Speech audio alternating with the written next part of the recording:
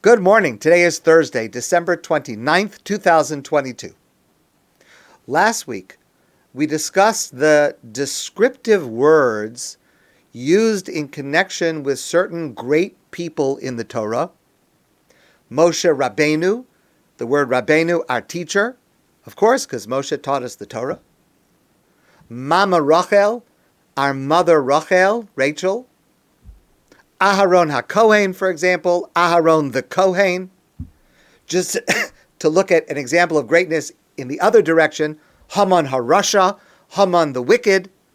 So the application of those words is rather intuitive, but these words are not mentioned anywhere in the Torah in connection with these people. Nowhere in the Torah is Moshe called Moshe Rabbeinu.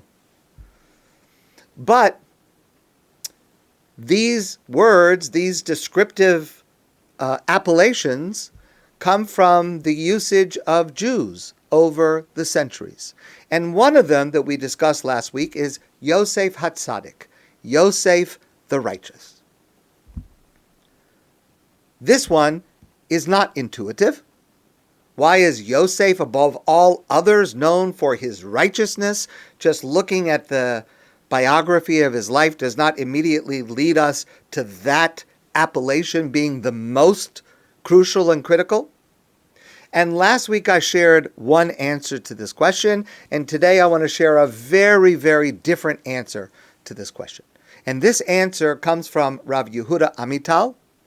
And not only does Rabbi Amital provide this answer, but it is also an expression of his personality and his approach to life.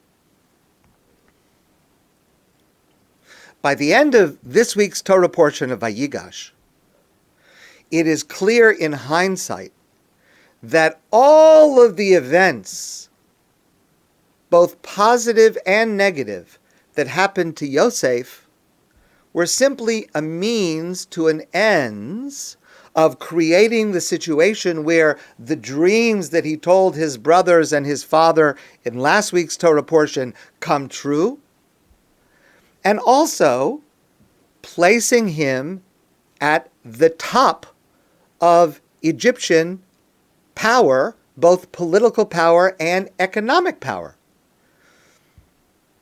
All of the events, going to Egypt, being enslaved, coming free, interpreting the dreams for power, everything, the brothers coming, reuniting with the brothers, it all places him in order to be able to fulfill these two goals.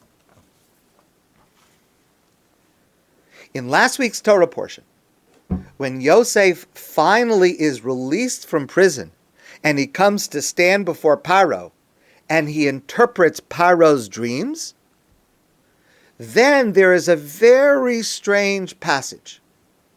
Because all of a sudden, in addition to providing the interpretation of the dream to Paro, there will be 7 years of plenty and then 7 years of famine, Yosef then proceeds to provide, unasked, economic advice, an economic plan to help Paro and Egypt survive over the next 14 years. Abarbanel, one of the classic commentators of the Torah, says this was part of God's message, God's prophecy to Yosef. God gave Yosef himself says, the interpretation is not from me, it comes from God. God told Yosef in the interpretation of the dream, and this is what you should say to Paro about how to handle the upcoming 14 years. Okay, so if that's the answer, then that's the answer. God told him to say it, so he said it. But Rabbi Amital suggests a different approach to understanding why Yosef continues, after simply interpreting the dream, to providing, unasked, this economic plan. Let's begin with the tactic used by Avraham and Yitzchak and Yaakov to spread the ideas of monotheism and morality in the world. until Avraham arrived on the scene, there was only a very small group of people who were trying to spread these ideas. A very few number of people who believed in one God, who upheld morals and ethics. And Avraham decided, and he was the first one to come across this idea, to establish a nation, an entire functioning political entity that would live out these ideals of monotheism and morality.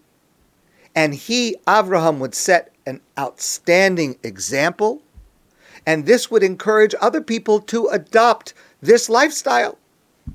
Yitzchak continued this process, and so does Yaakov. But by the time we get to Yaakov, we see that this tactic has crumbled. Yaakov's family is in disarray. The problems between Yosef and his brothers, the internal structure, what would be the genesis of a nation of Israel, seems to have failed. But despite these reversals, the goal remains.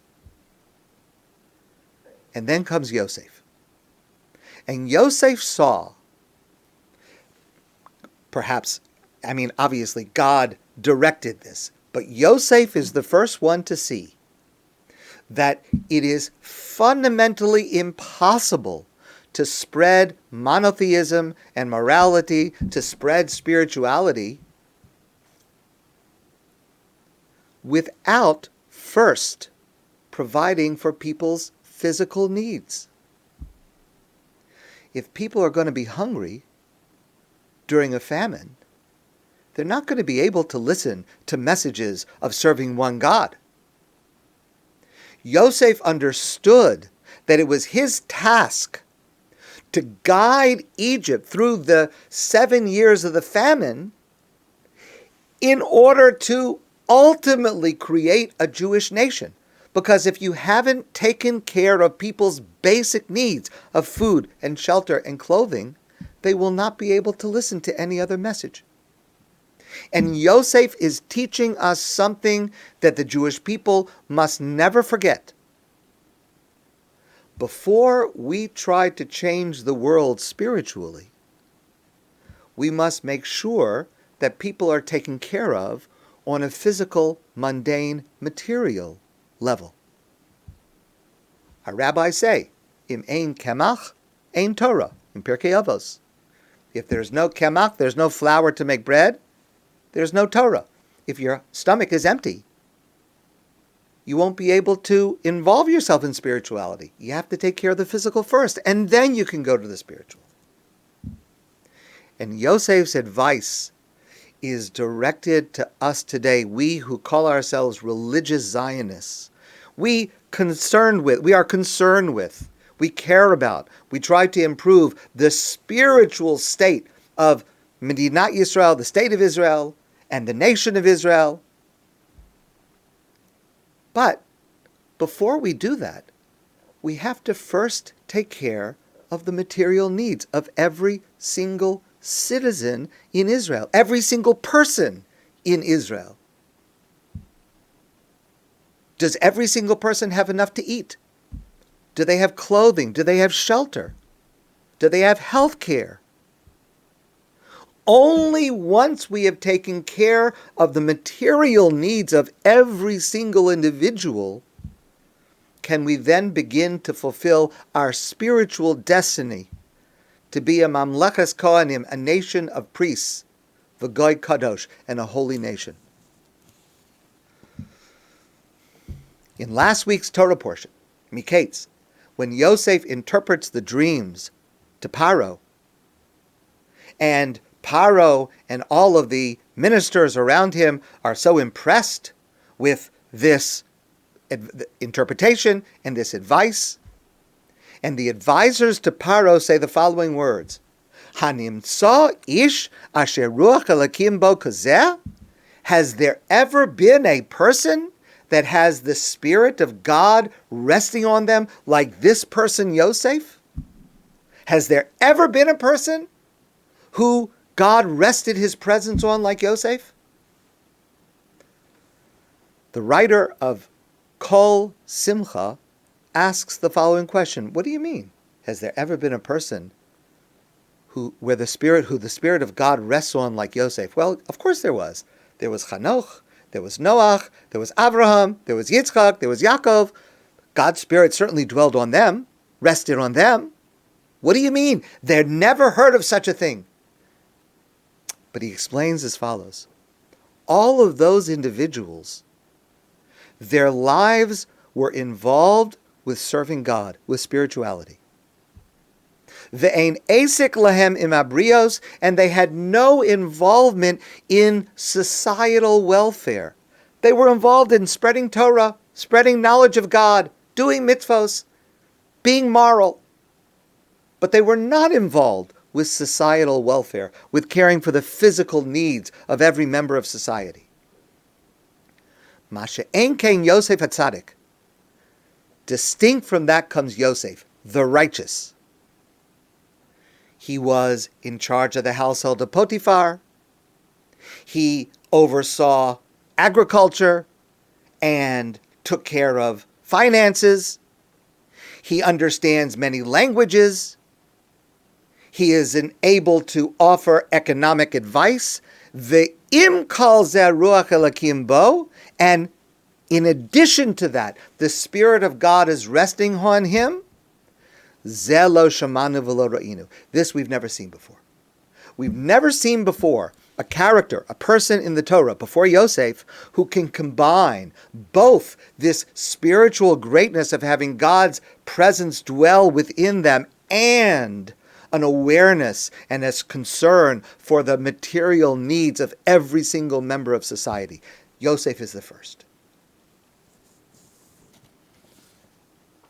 There are two terms we use, two Hebrew terms we use. One is ruchnius, ruchniut, spirituality, spiritual concerns.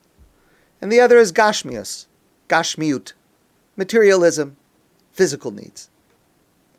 Rabbi Yisrael Salanter famously said, your gashmius is my ruchnius. My spiritual duty begins with making sure your material needs are met. You have food, you have clothing, you have shelter, you have good health. That's my primary and first spiritual need for myself. This is what Yosef understood. And this is what earned for him the title of Yosef HaTzaddik, Yosef the Righteous. Rabbi Amital is a modern example of this. Firmly rooted in Torah and spirituality, his focus was on the entirety of Israeli society, every single human being. There was a short period, many years ago, when Rabbi Yehuda Amital entered Israeli politics, and he became a Chaver Knesset, a member of the Knesset. And at that time, he was offered a position of minister in the government. It was assumed that Rabbi Amital would want to be the minister of religion. That's a powerful political office in Israel. Seems like a natural fit for a Torah scholar, a giant of Torah learning, minister of religion. But Rabbi Amital declined. And he said, I would prefer to become the minister of health and welfare, because that is my first priority as a leader of the state of Israel. That, starting with Yosef, is the mark of a tzaddik, a righteous person. My friends, I want you to have a great day, and I look forward to seeing you soon in person.